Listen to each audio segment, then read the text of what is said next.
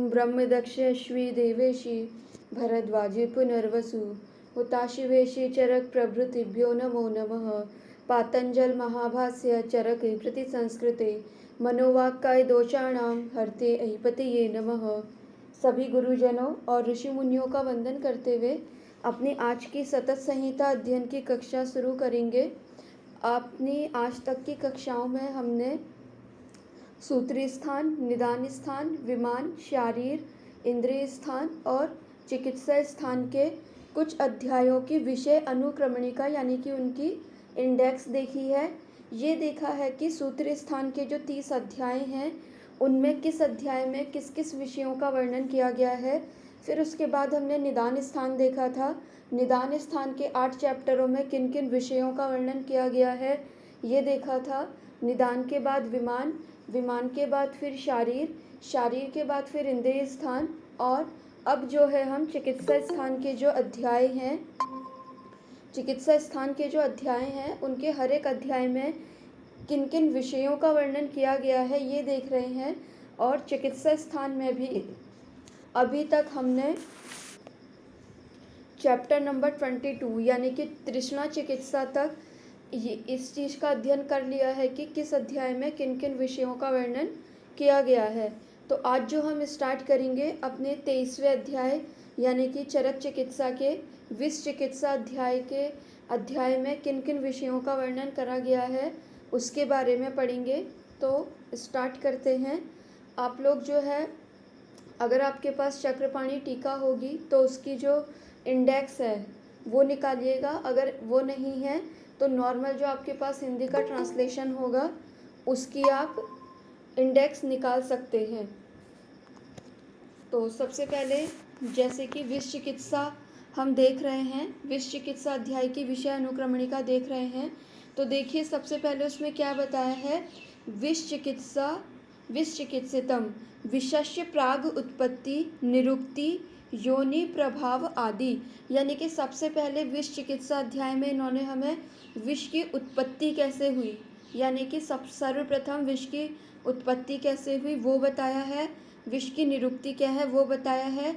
विष की कौन कौन सी योनियाँ होती हैं वो बताया है और उसके प्रभाव बताए हैं। ठीक है। अब जैसे आपने स्टोरी सुनी होगी कि समुद्र मंथन हुआ था, उस टाइम पे बहुत सारी चीज़ें निकली थी, तो उसी टाइम पे विष भी निकला था और अमृत भी निकला था। तो जो विष निकला था वो शिव भगवान जी ने ग्रहण करा था।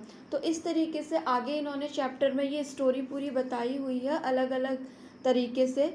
वो हम तब पढ़ेंगे जब हम अंदर चैप्टर को पढ़ रहे होंगे। अभी सिर्फ हम ये देख रहे हैं कि किस अध्याय में क्या क्या विषय बताए गए हैं, जिससे कि हमें एक सुपरफिशियल आइडिया लग सके कि चरक संहिता के किस अध्याय में किस चीज़ का वर्णन है। जिसका फ़ायदा हमें ये होगा कि अगर हमने विषय सूची पढ़ी होगी तो हमें इन शॉर्ट ये पता रहेगा कि हाँ ये टॉपिक जो है इस अध्याय में आया हुआ है। तो हम तुरंत एज अ इमरजेंसी के केस में हम सिर्फ वही चैप्टर जा कर के देख सकते हैं। तो सबसे पहले इन्होंने विष की प्राग उत्पत्ति, निरुक्ति और योनि और उसके प्रभाव बताए। फिर इन्होंने क्या बोला, वर्षाशु विषस्य तीक्ष्णत्वम शरदि मंद वीर्यत्वम च, यानी कि क्या कह रहे हैं, जब वर्षा ऋतु होती है तो उस टाइम पे विष का जो प्रभाव होता है वो तीक्ष्ण होता है। शरद ऋतु में इसका जो प्रभाव होता है वो मंद होता है। फिर उसके बाद इन्होंने जांघम और स्थावर भेद से विष के भेद बताए हैं। फिर ये बताया है कि गर्भ विष के लक्षण क्या होते हैं, जांघम विष के, स्थावर विष के लक्षण बताए हैं। अब आप ये सोचिए, जैसे कि देखा होगा आपने कि जो गांव वाले एरिया होते हैं वहाँ पे बिच्छू हो गया, ततैया हो गया, ये अन्य तरीके के कीट रहते हैं। तो ये क्या है, एक तरीके से जांघम विष है। ठीक है। तो ये अगर बॉडी में किसी को कट कर लें तो क्या सिम्टम होंगे, कैसे हम पहचानेंगे। क्योंकि कई बार होता क्या है कि पेशेंट आपके पास आएगा और सिर्फ ये बोल देगा कि मुझे किसी कीड़े ने काट दिया है। ठीक है। वो ये एक्सप्लेन नहीं कर पाएगा कि उसे किस कीड़े ने काटा हुआ है। तो ये जो जांघम होते हैं इनके विष के क्या लक्षण होते हैं, स्थावर विष के। अब मान लीजिए कोई पॉइजनस प्लांट होते हैं, जैसे अर्क हो गया, कनेर हो गया, ये सारे क्या हैं, पॉइजनस प्लांट हैं। ठीक है। इसके अलावा कुपिलू यानी कि कुचला हो गया, ये भी किस में आते हैं, विषैले प्लांटों में आते हैं। तो इनकी वजह से क्या क्या सिम्टम्स हमारी बॉडी में आ सकते हैं। आपने देखा होगा टॉक्सिकोलॉजी हम पढ़ते हैं यूजी में, तो उसमें भी हम क्या पढ़ते हैं, डिफरेंट डिफरेंट टाइप के स्थावर जांगम विष पढ़ते हैं ना। उसमें हम कुपिलू पढ़ते हैं, अर्क के बारे में पढ़ते हैं, धतूरा पॉइजनिंग के बारे में पढ़ते हैं। तो वो सारी चीज़ों का वर्णन जो है इस वाले अध्याय में मिलेगा आपको। आप ये समझिए कि चरक का जो विष चिकित्सा है एक तरीके से पूरी की पूरी टॉक्सिकोलॉजी, पूरी के पूरे अगत तंत्र को ये कवर अप करेगा। ठीक है, इसीलिए बोला जाता है ना कि अगर किसी ने संहिताएं पढ़ी हैं तो उसके सारी चीज़ें क्लियर होती हैं। तो उसकी अगर कोई संहिता पढ़ेगा तो वो विष चिकित्सा भी ज़रूर पढ़ेगा। अब विष चिकित्सा पढ़ेगा तो उसका टॉक्सिकोलॉजी से रिलेटेड जितने भी कॉन्सेप्ट हैं वो सारे उसके क्लियर रहेंगे। तो यहाँ पे इन्होंने गर्विष, स्थावर विष और जांघम विष के लक्षण बताए हैं। फिर ये बताया है कि जांघम, स्थावर और उभय, इनका ये जो विष हैं इनका प्रभाव क्या पड़ता है बॉडी पे। ठीक है, अब मान लीजिए कि अर्क, ठीक है, सिंपली सिर्फ अर्क का ही उदाहरण ले तो अर्क क्या है कि विषैले उसमें आता है, अर्क का जो दूध होता है। अब मान लीजिए कि उसका दूध जो है अगर किसी ने उसका इंटेक कर लिया या फिर किसी की बॉडी में अगर वो लग गया तो उसके क्या क्या प्रभाव हो सकते हैं, उसका वर्णन भी इन्होंने इस अध्याय में हमें करा हुआ है। फिर ये बताया है मनुष्य शरीरे विशेष सप्त वेगानाम पृथक लक्षणानि। अब यहाँ तक तो उन्होंने क्या बताया कि विषयों के बारे में बताया कि जांगम विष ये होगा, स्थावर विष ये होगा। फिर उन्होंने ये बताया कि इसके बॉडी पे क्या इफ़ेक्ट पड़ेंगे। अब बॉडी पे इसके इफ़ेक्ट पड़ने पर कुछ वेग आते हैं। ऐसा तो होता नहीं है कि किसी के शरीर में विष गया और ऑन द स्पॉट ही उसकी डेथ हो गई। ठीक है, कभी भी ऐसा होता नहीं है। आपने देखा होगा कि अगर किसी को सांप भी काट लेता है तो भी उसकी ऑन द स्पॉट डेथ नहीं होती है। ठीक है, वो तो क्या होता है कि एक डर वाली जो कंडीशन होती है उसकी वजह से उसमें मूर्छा वगैरह ये वाले सिम्टम्स आ जाते हैं। बहुत रेयर कंडीशन में होता है कि विष की वजह से तुरंत ऑन द स्पॉट डेथ हो जाए। इसी तरीके से आपने देखा होगा कि सुसाइडल टेंडेंसी के लिए भी जो लोग विष का इंटेक करते हैं, जैसे कोई लोग साइनाइड ले लेते हैं, कोई लोग कुछ ले लेते हैं, कोई लोग कीटनाशक ले लेते हैं, डीडीटी वगैरह, गांव वगैरह में ये सारी चीज़ें काफ़ी देखने को मिलती हैं। तो क्या है कि उसमें भी क्या होता है, पेशेंट को हॉस्पिटल ले जाने का टाइम तो मिलता ही है। बहुत रेयर केसेस में होता है कि हम पेशेंट को हॉस्पिटल भी नहीं ले जा पाते हैं। ठीक है, तो ये सारी चीज़ें आपकी जो हैं इस अध्याय में क्लियर होंगी कि कैसे आप इन सब चीज़ों को हैंडल करोगे। तो एक तरीके से विष चिकित्सा हो गया या फिर हमारा अगत तंत्र का सिलेबस हो गया यूजी में, वो क्या है कि इमरजेंसी हैंडल करने के लिए है। ठीक है, बस ये है कि हमने उसे उस तरीके से पढ़ा नहीं है, इसीलिए हमें वो चीज़ें समझ नहीं आती हैं। तो अब अगर जब हम ये विष चिकित्सा को पढ़ेंगे तो आप उसमें देखेंगे कि आपको बहुत सारी ऐसी चीज़ें मिलेंगे जिसको कि आप ये सोचेंगे कि अरे कि अगर मैंने ये पहले पढ़ा होता तो मैं इसका एज अ इमरजेंसी ट्रीटमेंट इस केस में मैं इसको यूज़ कर सकता था। ठीक है, तो यहाँ पे इन्होंने फिर हमें क्या बताया है कि मनुष्य के शरीर में अगर विष जाता है तो क्या क्या सिम्टम्स आते हैं उसको उन्होंने वेग के फॉर्म में बता दिया है। ठीक है, जैसे कि प्रथम वेग में ये होगा, द्वितीय वेग में ये होगा। जब हम आगे इस चैप्टर को पढ़ेंगे तो उसमें उन्होंने बताया है कि प्रथम वेग में क्या होता है कि विष जो होता है वो रक्त में जाता है, फिर मांस में जाता है, ऐसे ऐसे करके उन्होंने धातुओं के अकॉर्डिंग इस तरीके से उन्होंने बताया हुआ है। फिर पशु पक्षी के शरीर में विष के वेगों के क्या लक्षण होते हैं। अब ऐसा तो है नहीं कि सिर्फ इंसान ही विष खा सकते हैं, जो जानवर हैं, पशु पक्षी हैं, वो भी तो विष का इंटेक कर सकते हैं ना गलती से, बाय मिस्टेक। तो उनकी बॉडी में क्या क्या सिम्टम्स आएंगे, कैसे वेग आएंगे और क्या लक्षण होंगे उनके। ठीक है, उनको देख करके आप कैसे पहचानोगे। मान लीजिए आपके घर में डॉगी रहता है और डॉगी आपका गया कहीं स्ट्रीट में घूमने फिरने गया और आकर के उसकी बॉडी में कुछ सिम्टम्स आ रहे हैं और हो सकता है कि वो रास्ते में कोई चीज़ पड़ी हो ऐसी जो कि विषैली हो यानी फिर टॉक्सिक हो, उसने उस चीज़ का इंटेक करा हो, तो आप कैसे पहचानेंगे। क्योंकि जानवर आकर के आपको बोलेगा तो है नहीं, उसके तो आपको सिर्फ सिम्टम्स नज़र आएंगे। तो इसीलिए इन्होंने यहाँ पे पशु पक्षियों में विष के वेग के क्या लक्षण होते हैं वो बताया है।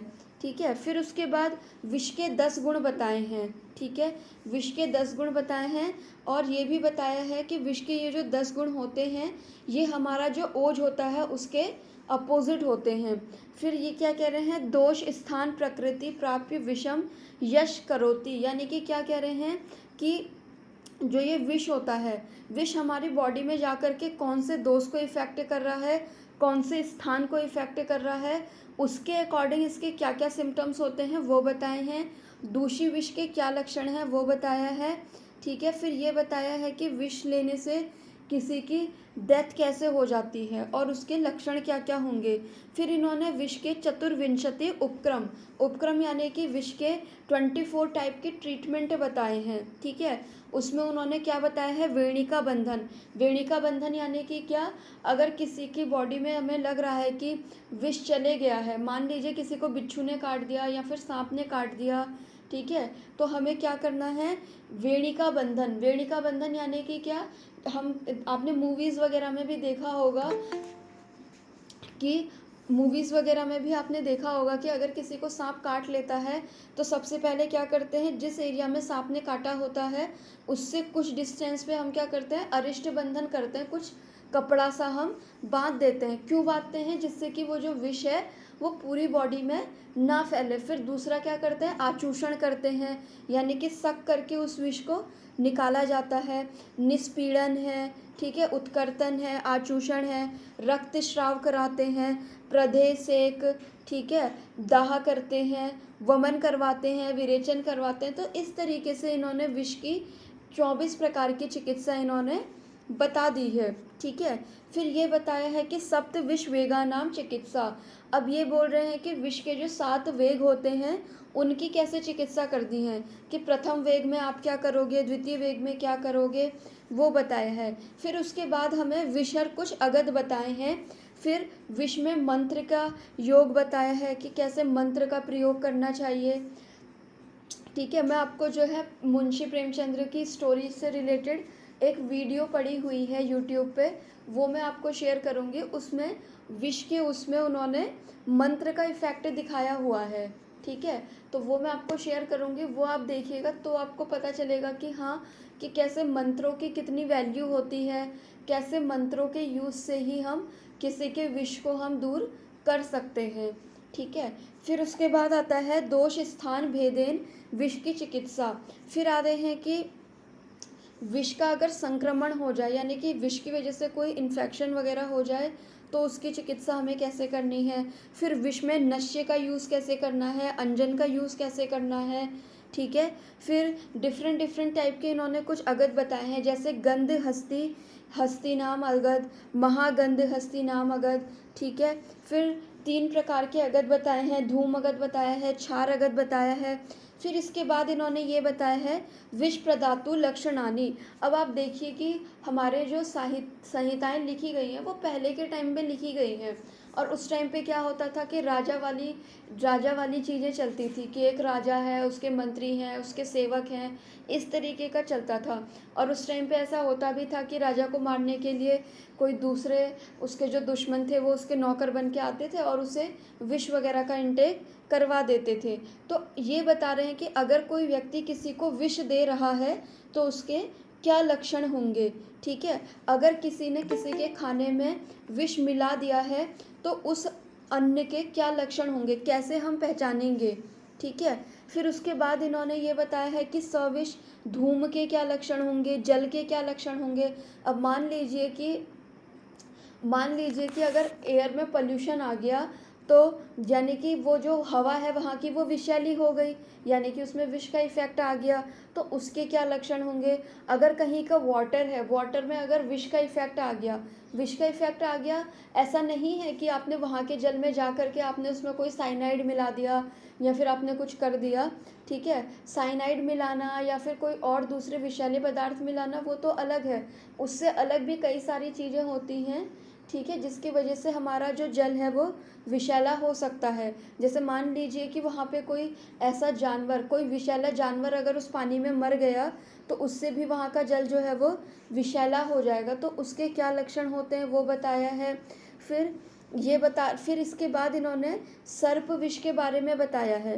तो सर्प विष के बारे में बताने के लिए पहले इन्होंने सर्प के भेद बताए हैं कि सर्प जो होते हैं कितने प्रकार के होते हैं, और अगर वो किसी को काट दें तो क्या क्या उसके सिम्टम्स आ सकते हैं। तो जैसे कि 3 प्रकार के सर्प इन्होंने बताए हैं, दर्विकर, मंडली और राजी। ठीक है, तो इसमें क्या है कि अगर दर्विकर सर्प काटेगा तो क्या लक्षण होंगे, मंडली सर्प काटेगा तो क्या होंगे, राज दल काटेगा तो क्या लक्षण होंगे। फिर ये बताया है कि आप कैसे पहचानोगे कि सर्प जो है पुल्लिंग है, स्त्रीलिंग है या फिर नपुंसक लिंग है। ठीक है, देखिए कभी कभी ये चीज़ें ना पढ़ने में ऐसा लगता है कि यार इसकी क्या प्रैक्टिकल इम्पोर्टेंस है। ठीक है, लेकिन जब आप कभी किसी गांव वाले एरिया में अगर आप कभी प्रैक्टिस कर रहे हो तो वहाँ पे ये चीज़ें आपको देखने को मिलेंगी कि डिफरेंट डिफरेंट वैरायटी के सर्प जो है वो पेशेंट आएंगे आपके पास कि फलाना पेशेंट था, वो खेत में काम करने के लिए गया था और वहाँ पे इसे सांप ने काट लिया। तो वहाँ पे आप क्या करोगे। ठीक है, अगर आपने संहिता पढ़ी होगी तो कुछ ना कुछ आप उसका इंतज़ाम कर दोगे। ठीक है, अगर आपने संहिताएं नहीं पढ़ी होगी तो आप यही सोचते रहोगे यार स्नेक पॉइजनिंग में क्या करना चाहिए क्या नहीं करना चाहिए।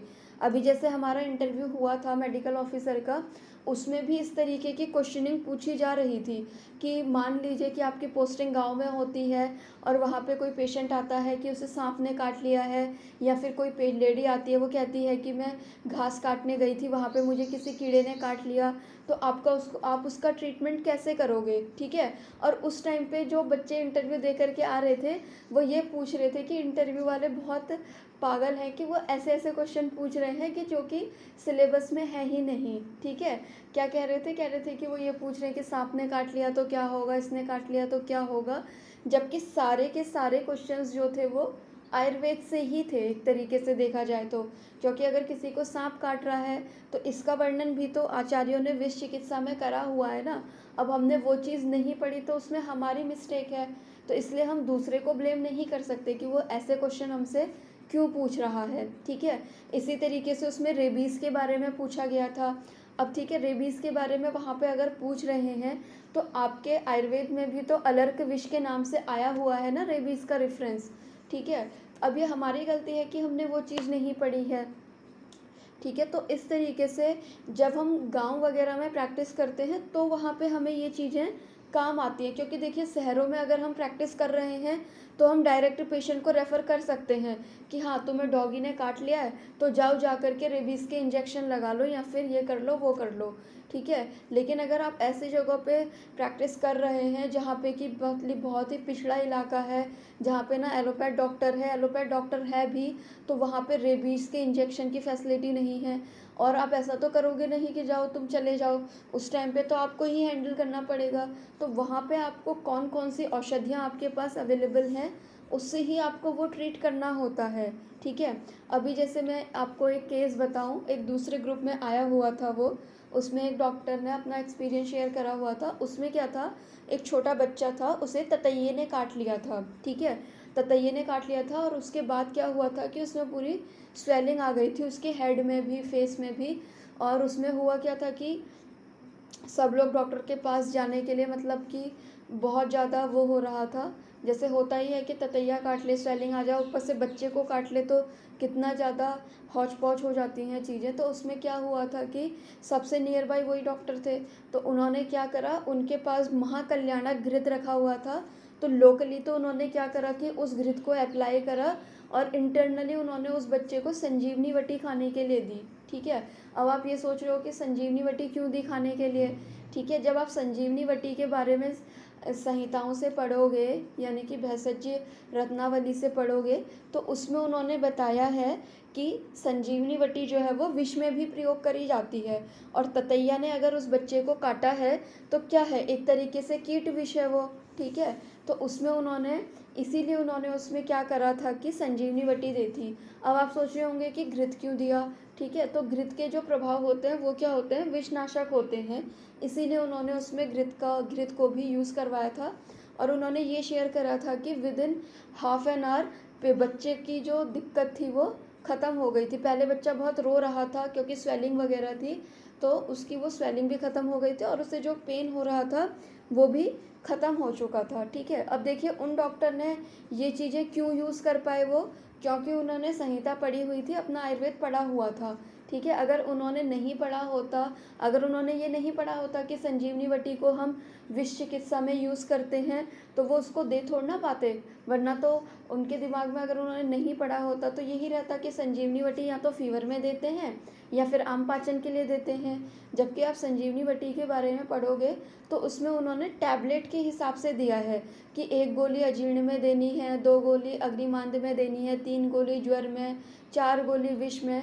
ये जो नंबरिंग मैं बता रही हूँ ये गलत भी हो सकती है, आप एक बार जा कर के देख लीजिएगा, या फिर मैं अभी क्लास के बाद उसका रेफरेंस जो है वो शेयर कर दूँगी। ठीक है, तो आप ये सोचिए कि आप प्रैक्टिस कर रहे हैं तो संजीवनी बटी तो हर किसी के पास रहती है ना। तो मान लीजिए कभी अगर कोई विष वाला पेशेंट आता भी है तो आपके पास संजीवनी बटी पड़ी है तो आप उसे संजीवनी बटी भी दे सकते हैं।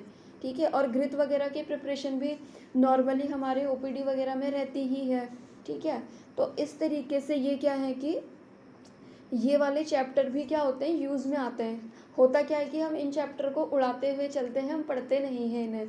तो आज के बाद जो है इन चैप्टर्स को भी आप पढ़िएगा। फिर देखिए इसके बाद इन्होंने हमें ये बताया है कि कोई सर्प पुल्लिंग है, स्त्रीलिंग है या नपुंसक लिंग है, उसके भेद बताए हैं और उसके लक्षण बताए हैं। अब आप ये सोच रहे होंगे इस चीज़ से हमें क्या मैटर करता है। ठीक है, इस चीज़ से हमें ये मैटर करता है, जब आप आगे चल के चैप्टर पढ़ोगे तो वहाँ पे उन्होंने ये बताया है कि मेल और फीमेल के अकॉर्डिंग उनका जो विष होता है उसका इफ़ेक्ट कैसा रहता है। ठीक है, अब मान लीजिए कि पेशेंट को सांप तो काट करके चला गया, उस टाइम पे हम ये देखने थोड़ा ना बैठेंगे कि वो मेल है कि फीमेल है।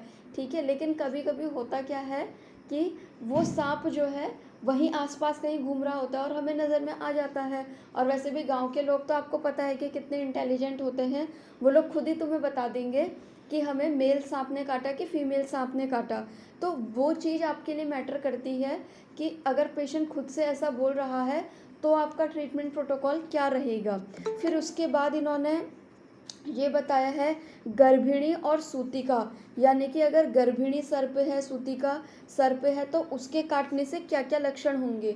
फिर इन्होंने गौधेरक, गौधेरक यानी कि एक तरीके से छिपकली वगैरह जो होती है उसको हम ले सकते हैं या फिर गृह गोधिका बोलते हैं उसे। फिर ये बताया है कि सर्पों के अवस्था भेद से क्या क्या लक्षण होंगे उनके। फिर इन्होंने कीट दृष्टि के क्या लक्षण हैं, लूता, लूता किसको बोलते हैं हम, मकड़ी जो होती है, स्पाइडर। फिर मूशिका विष के क्या लक्षण होते हैं। आप ये देखिए कि मूशिका यानी कि चूहा, चूहा हमारे घर में हर किसी के घर में रहता है। मान लीजिए बाई चांस कभी किसी ने चूहे ने किसी को काट दिया तो क्या लक्षण होंगे। ठीक है, फिर वृश्चिक, वृश्चिक यानी कि बिच्छू। ठीक है, बिच्छू स्कॉर्पियो जो होता है उसके काटने में क्या लक्षण होंगे।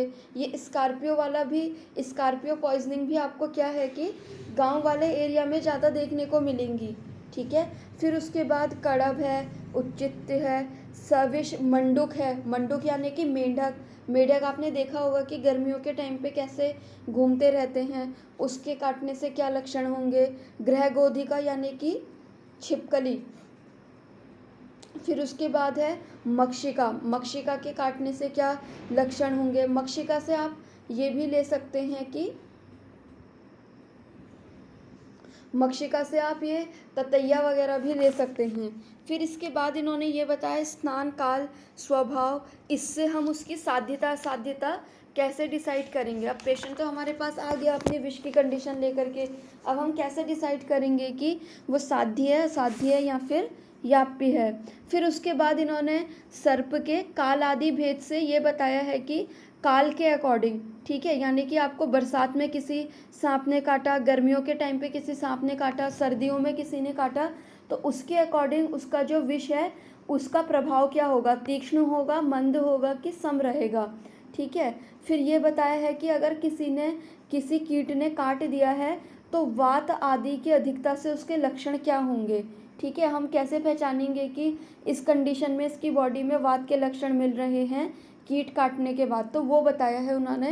वात, पित्त और श्लेष्म उसके अकॉर्डिंग भी लक्षण बता दिए। मान लीजिए कि मुझे किसी कीड़े ने काटा और कीड़े से काटने के बाद मुझे कुछ अलग अलग तरीके के सिम्टम्स आए, ठीक है। आपको पता है कि अल्टीमेटली अंदर जाकर के दोषों का ही इम्बैलेंस होने वाला है। तो हम कैसे पहचानेंगे कि सर्प ने काटने के बाद या फिर किसी कीट से कटने के बाद उसकी बॉडी में वात का इम्बैलेंस हो रहा है, पित्त का या फिर कफ का। तो उसके भी लक्षण उन्होंने हमें बता दिए हैं कि अगर ऐसे लक्षण दिखेंगे पेशेंट में तो आप ये समझिए कि वात का इम्बैलेंस है।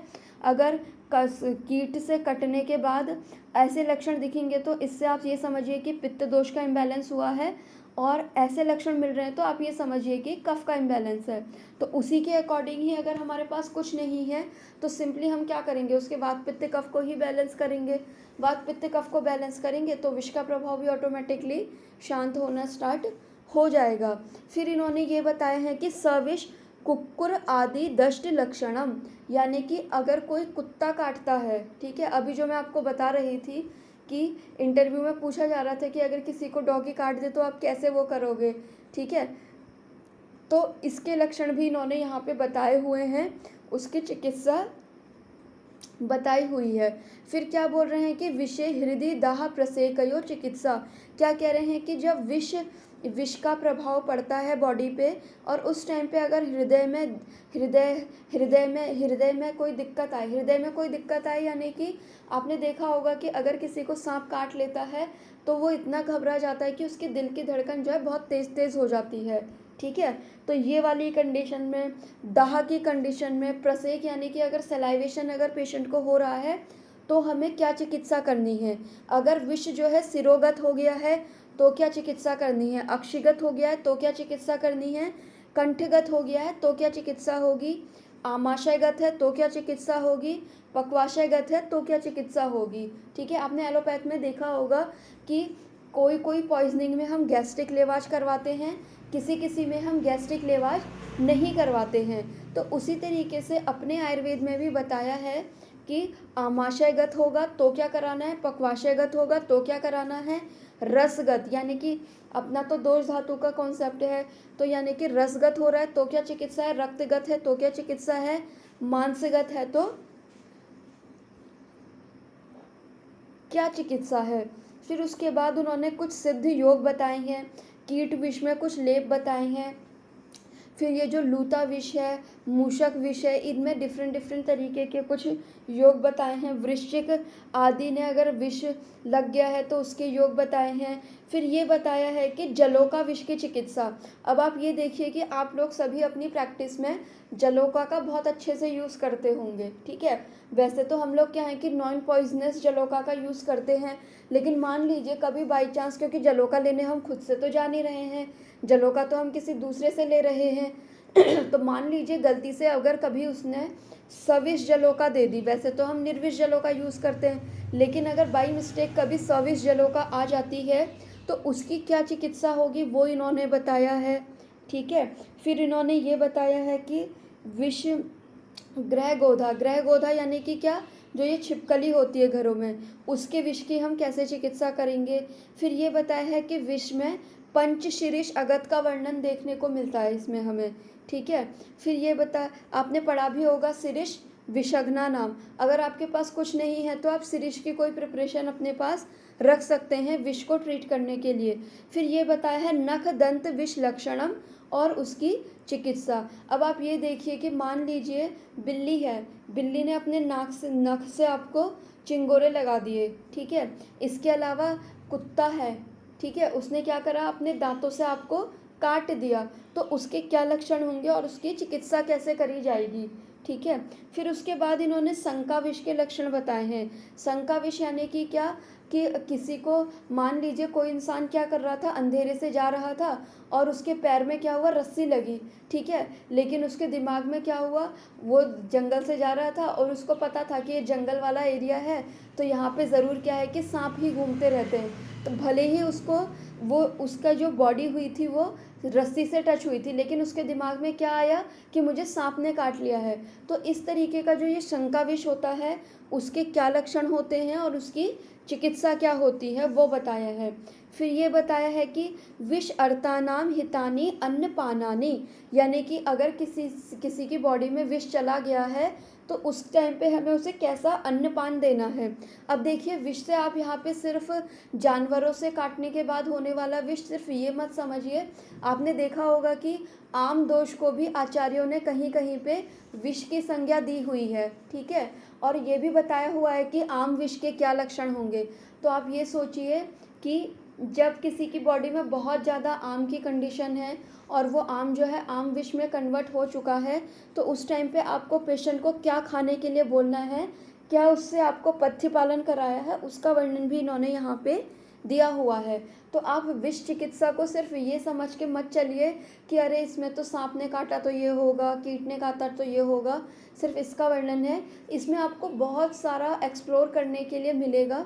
इवन आपको इमरजेंसी में कैसे चीज़ें हैंडल करनी है उसके बारे में भी इस चैप्टर में आपको देखने को मिलेगा, ठीक है। फिर उसके बाद इन्होंने ये बताया है दष्टानाम चतुष्पदानाम विष लक्षणानि चिकित्सा चौ, यानी कि जो 4 पैर वाले जानवर होते हैं उन्होंने अगर किसी को काट लिया, ठीक है, तो उसके विष के क्या लक्षण होते हैं और उसकी चिकित्सा क्या होती है वो बताया है, ठीक है। फिर उसके बाद इन्होंने गर्भ विष के क्या लक्षण हैं और उसकी चिकित्सा फिर ये बताया है। लास्ट में देखिए आपको कितनी अच्छी चीज़ उन्होंने बताई, सर्व विशेषु अमृतम घृतम, यानी कि सभी विषयों में जो घृत होता है वो अमृत के समान वर्क करता है। तो आप ये सोचिए कि आपकी ओपीडी में आपको क्या करना चाहिए, आप कुछ रखें ना रखें, सारी मेडिसिन के साथ आपको घृत ज़रूर रखना चाहिए, ठीक है, क्योंकि घृत ऐसी कल्पना है जो कि हर चीज़ में आपकी हेल्प करेगा, ठीक है। मान लीजिए आपके पास कोई ऐसा पेशेंट आता है जिसका यूरिन रिटेंशन है, यानी कि उसके मूत्र का अवरोध हो गया है, तो आपने पढ़ा होगा कि मूत्र अवरोध की चिकित्सा में हम क्या पढ़ते हैं कि घृत का अवपीड़न कराना चाहिए, यानी कि बहुत ज़्यादा मात्रा में उसे घृतपान कराना चाहिए। तो अगर आपकी ओपीडी में घृत रखा होगा तो आप उसे क्या कर सकते हैं, घृतपान करवा सकते हैं। मान लीजिए आपके पास दूसरा पेशेंट आता है विष को लेकर के कि डॉक्टर साहब मुझे ना सांप ने काट लिया या फिर किसी डॉगी वॉगी ने काट लिया, तो आपके पास कुछ नहीं है, सिंपली आपके पास संजीवनी वटी है और घृत रखा हुआ है, तो आप उसी से ही उसे थोड़ा बहुत डील करके फिर आप उसे आगे के लिए रेफ़र कर सकते हो कंडीशन के अकॉर्डिंग, ठीक है। फिर देखिए इन्होंने ये बताया है कि सर्प विष की सामान्य चिकित्सा क्या होगी, ऐसा बताते हुए इन्होंने फिर इस विष चिकित्सा अध्याय को यहीं पे इन्होंने समाप्त कर दिया है, ठीक है।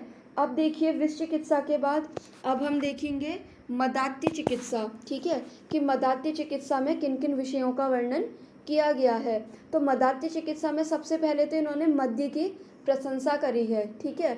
अब आप ये देखिए कि लोग आजकल अल्कोहल का अब्यूज़ करते हैं इन द सेंस कि डेली वो लोगों ने क्या करा है कि मद्य को नित्य सेवनीय द्रव्य बना लिया है कुछ लोगों ने, ठीक है। अगर कुछ लोग पर्टिकुलर गैप से अगर मद्य का सेवन कर रहे हैं तो वो नुकसान नहीं देगी, लेकिन लोग करते क्या हैं, कभी कभी ना करके डेली बेसिस पे करते हैं, ठीक है। तो इन्होंने देखिए यहाँ पे आपको मद्य की प्रशंसा करी है कि मद्य के क्या क्या गुण होते हैं। फिर इन्होंने सुरापान विधि बताई है कि अगर आप मद्य सेवन कर रहे हैं तो आपको किस मेथड से करना चाहिए, ठीक है, कि किस मेथड से करना चाहिए कि आपकी बॉडी में उसका नेगेटिव इफ़ेक्ट ना आए। फिर उसके बाद इन्होंने वात आदि नाम पान विधि, ठीक है, वातिक मतलब कि वातिक यानी कि वात प्रकृति वाला, पित्त प्रकृति वाला, कफ प्रकृति वाला, उसको किस तरीके से मद्य का सेवन करना चाहिए वो बताया है। फिर ये बताया है कि विधि सेवित मद्य के क्या गुण होंगे, यानी कि हम जो आपको मेथड बता रहे हैं मद्य सेवन करने की, वो उस तरीके से अगर आप मद्य का सेवन करते हैं तो आपको क्या क्या बेनिफिट्स होंगे वो बताया है। फिर अविधि पीत मद्य के दोष बताए हैं कि अगर कोई गलत तरीके से मद्यपान कर रहा है तो उसके क्या दोष होते हैं, और गलत तरीके से अगर कोई मद्यपान करता है तो आपको भी पता है कि उसको लीवर रिलेटेड प्रॉब्लम होती है, ठीक है, फैटी लीवर उसका होने लग जाता है या फिर उसको लिवर सिरोसिस होना स्टार्ट हो जाता है, ठीक है। तो ये वाली चीज़ें हैं। फिर मद्य के 10 गुण बताए हैं और उसके कर्म बताए हैं। फिर ये बताया है कि अगर कोई इंसान मद्य का सेवन कर रहा है तो उसमें क्या क्या लक्षण होंगे, मद्य के 3 भेद बताए हैं और उसके लक्षण बताए हैं, उसके दोष बताए हैं। फिर ये बताया है स्वभावेन अन्य तुल्यत्वम, यानी कि फिर उसके युक्तिपूर्वक पीने के उसके गुण बता दिए हैं अगेन। फिर ये बताए हैं सात्विक, राजसिक और तामसिक, इस तरीके से पीने के क्या लक्षण होंगे। फिर ये बताया है के चिरेण के चौ शीघ्रम मादयंती, फिर उन्होंने इस चीज़ का कारण भी बताया है कि किसी लोग को मद्य पीने के बाद जल्दी नशा हो जाता है और किसी को देर से होता है, तो उसके पीछे क्या कारण है। अब मान लीजिए आप जितने भी मेल लोगों ने अभी ज्वाइन करा हुआ है, उन्होंने अपने फ्रेंड सर्कल में देखा होगा कि कुछ लोग तो क्या होता है कि पीने के बाद तुरंत ही उन्हें नशा हो जाता है, और कुछ लोग क्या होते हैं कि बाटली बाटली पी जाते हैं फिर भी उन्हें कुछ नशा नहीं हो रहा होता है। तो उसके पीछे क्या कारण है ये भी आचार्यों ने बताया है। ठीक है। फिर वातिक मदात्ति के क्या लक्षण है, निदान है, वो बताए हैं। पित्तज मदात्ति के क्या लक्षण निदान है वो बताया है। श्लैष्मिक मदात्ति के लक्षण निदान, और फिर ये बताया है कि जितने भी मदात्ति हैं उसमें तीनों दोषों का इन्वॉल्वमेंट रहता है। फिर मदात्ति के सामान्य लक्षण और उसका चिकित्सा सूत्र बताया है। तो देखिए इस अध्याय में इन्होंने पहले तो क्या बताया है कि नॉर्मल जो मद्यपान होता है उसके बेनिफिट्स बताए हैं, अगर कोई युक्तिपूर्वक ले रहा है तो उसके लिए इन्होंने अच्छा भी बताया है उसे। लेकिन अगर कोई ले करके शराबी बन गया है, बेवड़ा बन गया है, तो उसकी बॉडी में क्या क्या नुकसान होंगे और उसकी चिकित्सा कैसे आपको करनी है उसका वर्णन इन्होंने इस अध्याय में करा हुआ है। फिर इन्होंने ये बताया है कि अगर किसी को मदात्य रोग हो जाता है, मदात्य यानी कि क्या, जो मद्य पीने से जो रोग होता है उसे हम मदात्य कहते हैं। ठीक है। अगर किसी को मदात्य रोग हो जाता है तो उसमें मद्य का प्रयोग हमें कैसे करना है। मान लीजिए कि आपके पास कोई पेशेंट आ रहा है, बहुत बड़ा वो दारूबाज है, ठीक है, शराबी है वो एक नंबर का, और उसकी फैमिली वाले उसे लेकर के आ रहे हैं कि आप इसकी दारू छुड़वाओ। ठीक है। तो क्या कह रहे हैं कि इसमें आपको मदात्य में मद्य का यूज़ कैसे करना है उसका प्रयोग बता रहे हैं। कई लोग ये सोचेंगे कि अरे कि वैसे ही मदात्य है और ऊपर से हम मद्य पिला रहे हैं, तो उसके पीछे भी उन्होंने एक्सप्लेनेशन दी हुई है, वो हम बाद में देखेंगे। फिर वातिक मदात्य, पित्तज मदात्य, कफज, सन्निपातज, इनकी चिकित्सा क्या है। अगर किसी को ये मदात्य रोग हो जाता है तो उसके लिए क्या हितकर विहार है वो बताया है। फिर ये बताया है कि मदात्य में क्षीर का प्रयोग बताया है। ठीक है। फिर ये बताया है कि मदात्य में मद्य निवृत्ति के गुण क्या होते हैं, अगर कोई इंसान शराब पीना छोड़ रहा है तो उसके क्या बेनिफिट्स से होंगे वो बताते हुए इन्होंने अध्याय को समाप्त करा है। अब मान लीजिए आपकी ओपीडी में कोई आता है कि मेरे हस्बैंड का या फिर मेरे बेटे का आप नशा छुड़वा दीजिए, ठीक है, तो उस पर्पज़ से आपको ये मदात्य चिकित्सा पढ़नी बहुत ज़्यादा ज़रूरी है। ठीक है। तो अभी फ़िलहाल आज यहीं रुकेंगे, फिर इसके बाद जो है 25वां चैप्टर यानी कि द्विवरणीय अध्याय जो है वो हम कल देखेंगे। अगर किसी की कोई क्वेरी होगी तो वो ग्रुप में मैसेज कर दीजिएगा या फिर पर्सनल मैसेज कर दीजिएगा।